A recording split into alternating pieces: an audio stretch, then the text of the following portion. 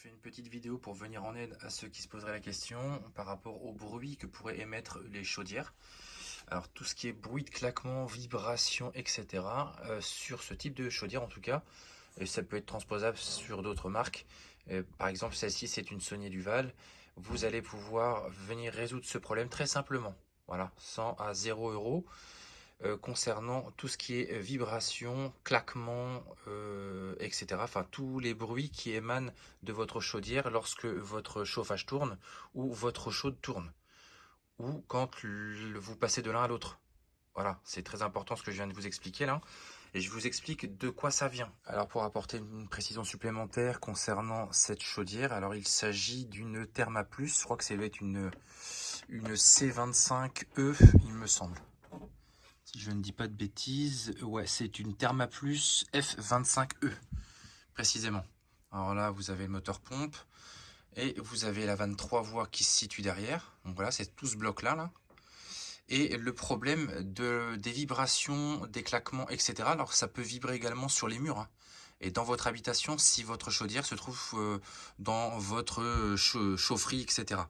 Enfin, si elle ne se trouve pas à l'intérieur de votre habitation, ça peut venir résonner à l'intérieur via les tuyaux. Alors, le problème, il se situe très simplement à ce niveau-là.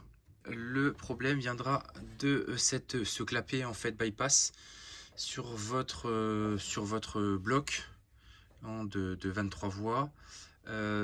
Donc, c'est ce clapet-là. Donc, je vous rappelle bien qu'il faudra éteindre la chaudière, isoler le circuit de chauffage et venir purger vidanger votre chaudière avant toute opération. On se situe sous la chaudière et pour isoler le circuit de chauffage, c'est très simple. Il va vous falloir baisser les deux manettes rouges qui sont ici et ici. Donc vous les baissez vers le bas et ensuite vous avez ce petit robinet qui est là, qui est ici. Vous allez brancher un tuyau ici que vous allez mettre dans un seau et vous allez ensuite ouvrir ce robinet là. Donc ça va vous permettre de vidanger le contenu de votre chaudière. Bien sûr, avant cette opération-là, il faudra éteindre votre chaudière. Et pour le remplissage, rien de plus simple. Donc il faudra bien refermer ce robinet qui est ici. Réouvrir les deux vannes rouges, ici et ici. Et ensuite, il vous faudra tourner ce robinet jusqu'à obtenir une valeur qui sera indiquée sur votre écran de chaudière, comprise entre 1 bar et 1 bar 5. Donc il faudra bien sûr vous munir d'une petite clé adaptée sur le dessus pour pouvoir venir bouger votre écrou sur le dessus. Voilà, comme ceci. Vous viendrez le bouger.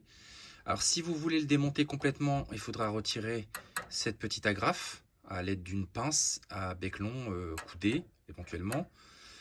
Vous viendrez tirer comme ceci pour pouvoir venir retirer tout le clapet bypass par le dessus. Ça vaut dans les 40-50 balles. Si vraiment vous voulez le changer, par exemple, je vous mettrai des liens dans la description sous cette vidéo, si cela vous intéresse. En sachant que cette chaudière, c'est une chaudière Therma Plus F25E. Pour ceux que ça intéresse, mais vous avez également des équivalents. Je vous mettrai tout ça dans la description de cette vidéo si ça vous intéresse. Une fois que vous l'aurez retirée, vous pouvez la nettoyer éventuellement et rajouter un petit peu de graisse sur l'axe. Donc là, je ne vais pas le faire parce que je l'ai faite il n'y a pas très longtemps. Mais sachez que c'est réalisable sans aucun problème. Ça se démonte très simplement. Hein. Vous retirez la grafe, vous prenez une petite clé. Alors ça, c'est une clé de 7 par exemple. Vous prenez une clé de 7. Clé plate et vous venez bouger le tout pour pouvoir venir retirer le tout par le dessus. Il y a un petit ressort, vous faites attention lorsque vous allez le retirer. Je vous mettrai de toute façon à quoi ça correspond, vous allez le voir à l'écran et également en description de cette vidéo, je vous mettrai les liens directs d'achat si cela vous intéresse. Donc rien qu'en bougeant un petit peu cet écrou sur le dessus, vous allez déjà supprimer ces vibrations très désagréables de votre chaudière.